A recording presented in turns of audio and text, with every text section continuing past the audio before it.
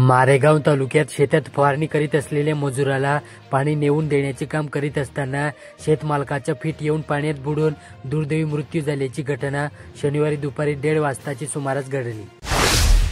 दारवा येथील दुर्गामाता चौकातील सार्वजनिक दुर्गोत्सव मंडळाच्या वतीने यावर्षी विमला देवी माता शक्तीपीठ जगन्नाथपुरी येथून मातेची ज्योत आणण्यात येणार। त्यानंतर सोमवारी दिनांक 22 सप्टेंबर रोजी दुर्गा मातेची प्रतिष्ठापना केली जाईल। यवतमाळ जिल्ह्यात पाण्यात ग्रामीण रस्ते खुले करण्यासाठी महसूल अधिकारी ऑनफील्ड उतरले आहेत। प्रकरणाच्या जागेवर निपटारा केला जात आहे। सर्वांसाठी घरी दाखले वाटप कार्यक्रम हे मोहिमेत स्तरावर राबविला जात आहे। 17 सप्टेंबर ते राष्ट्रपिता महात्मा गांधी यांची जयंती 2 ऑक्टोबर या कालावधीमध्ये छत्रपती शिवाजी महाराज महाराजोत्सव अभियानांतर्गत सेवा पंधरवडा आहे। यवतमाळ जिल्ह्यातील लोहारा स्थित हनुमान व्यायामशाळा क्रीडा मंडळ शारीरिक शिक्षण महाविद्यालयात संत गाडगेबाबा अमरावती विद्यापीठांतर्गत आंतरमहाविद्यालयीन बी झोन महिला बॅडमिंटन स्पर्धा पार पडल्या। यात वाशिम येथील RA महाविद्यालयाचा संघ विजयी तर अमरावती येथील विद्याभारती महाविद्यालयाचा संघ अपविजयी ठरला। यवतमाळ जिल्ह्यातील नेर येथील अष्टविनायक कोऑप सोसायटीतील 28 कोटींच्या अफार प्रकरणात SITने 14 आरोपींच्या आर्थिक व्यवहाराला ब्रेक लावण्यासाठी सर्वच बँकेशी पत्रव्यवहार केला। तसेच आरोपींच्या प्रॉपर्टीचाही शोध घेतला जात आहे। वणी येथे भारतीय जनता पार्टी वणी विधानसभेच्या वतीने राष्ट्रपिता सेवा पंधरवडा कार्यक्रमांतर्गत 17 सप्टेंबर ते 2 ऑक्टोबर पर्यंत विविध कार्यक्रमाचे आयोजन करण्यात आले।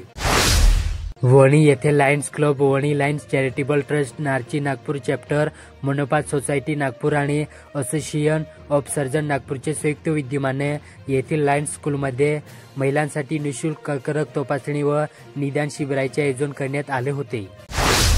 वणी तालुक्यातील तोरोडा बेलोरा या मार्गावर JNR कंपनीच्या अवजड आणि अनधिकृत वाहतुकीमुळे रस्त्यांची दुरवस्था झाली। यामुळे स्थानिक नागरिक आणि विद्यार्थ्यांना त्रास सहन करावा लागत आहे। या समस्येकडे प्रशासनाचे लक्ष वेधण्यासाठी महाराष्ट्र नवनिर्माण सेनेने उपप्रादेशिक व्यवस्थापकांना निवेदन दिले। 8 दिवसात कारवाई न झाल्यास तीव्र आंदोलन करण्याचा इशारा मनसेचे तालुकाध्यक्ष फाल्गुन गहकार यांनी दिला।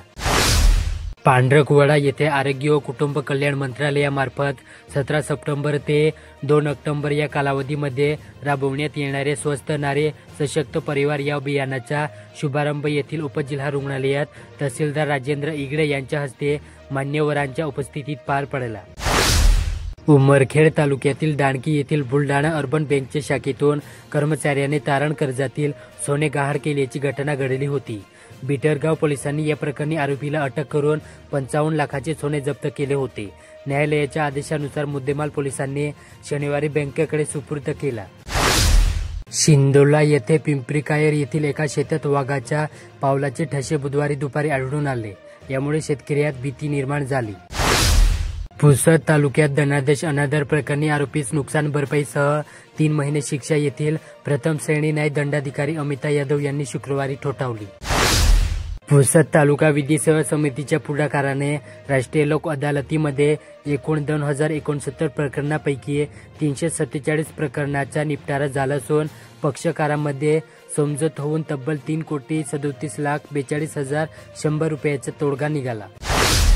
पुसद तालुक्यात वसंतनगर पोलीस ठाणे हद्दीतील 2 दुचाकी चोरट्यांना अवघे 12 तासात बेड्या ठोकण्यात आल्या। ही कारवाई स्थानिक गुन्हे शाखा पथकाने शुक्रवारी रात्री उशिरा केली। फुलसावंगी येथे पावसाळ्यात ग्रामीण भागातील रस्त्यांची अवस्था अतिशय बिकट झाली। ठिकठिकाणी खड्डे पडल्याने या रस्त्यांनी जायचे तरी कसे असा प्रश्न वाहनधारकांना पडत आहे। खड्डेमय रस्त्यावर अपघात होऊन प्रवासी जखमी होत आहे। राळेगाव तालुक्यात नदीवर टाकलेल्या मोटार पंपाची वायर दुरुस्त करताना शॉक लागून युवकाचा मृत्यू झाला। ही घटना शनिवारी सायंकाळी 4 वाजताच्या सुमारास रावेरी येथे घडली। वैभव रोहिदास शिवरकर वय 24 राहणार रावेरी असं मृताचे नाव आहे। या मोटारीची वायर दुरुस्त करत असताना त्याला शॉक लागल्याने युवकाचा मृत्यू झाला। यवतमाळ जिल्ह्यातील दत्तारामपूर फाटा येथे भरधाव ट्रकचे नियंत्रण सुटल्याने तो रस्त्याचे काम चालू असलेल्या खड्ड्यात कोसळला। या भीषण अपघातात ट्रक क्लीनर अजय विजय कुंभेकर वय 23 राहणार वरुड इंजारा गंभीर जखमी झाला। उपचारादरम्यान त्याचा मृत्यू झाला। अजय हा अक्रम अहमद इजाज अहमद याच्यासोबत ट्रकने जात होता। चालकाचे नियंत्रण सुटल्याने हा अपघात घडल्याचे समजते। दिग्रस येथे महिला व बालविकास विभागांतर्गत महात्मा गांधी प्रशिक्षण संस्था आणि महाराष्ट्र राज्य बाल हक्क संरक्षण संस्था पुणे यांच्या संयुक्त विद्यमाने जिल्हा महिला व बाल विकास अधिकारी कार्यालय यवतमाळ, जिल्हा बाल संरक्षण कक्ष आणि एकात्मिक बाल विकास सेवा प्रकल्प दिग्रस यांच्या सहकार्याने गाव बाल संरक्षण समिती सदस्य सचिव आणि अंगणवाडी सेविकांसाठी बालकांचे कायदेविषयक प्रशिक्षण आयोजित करण्यात आले। हा प्रशिक्षण कार्यक्रम विशाल जाधव, जिल्हा महिला व बाल विकास अधिकारी यवतमाळ यांच्या मार्गदर्शनाखाली पार पडला।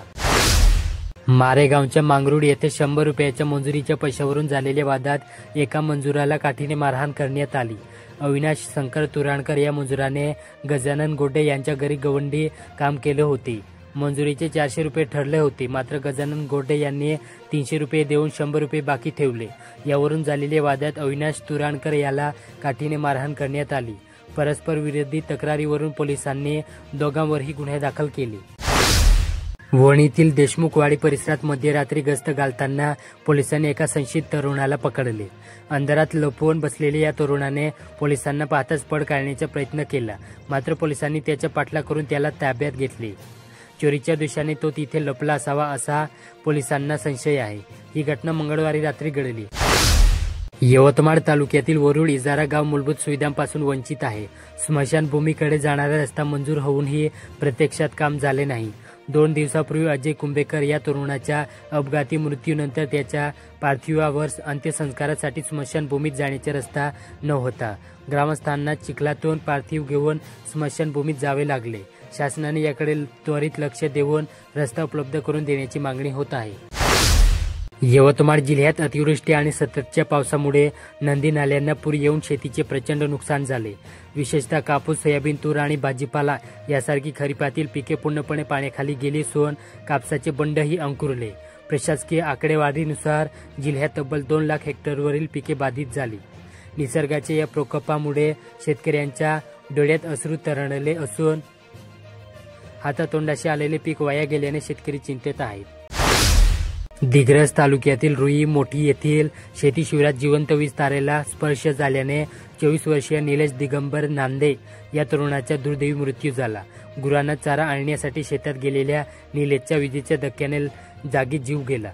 त्याच्या पश्चात आई आणि एक भाऊ असा आप्त परिवार आहे। या घटनेने परिसरात हळहळ व्यक्त होत असून भावाने दिलेल्या फिर्यादीवरून दिग्रस पोलिसांनी आकस्मिक मृत्यूची नोंद केली।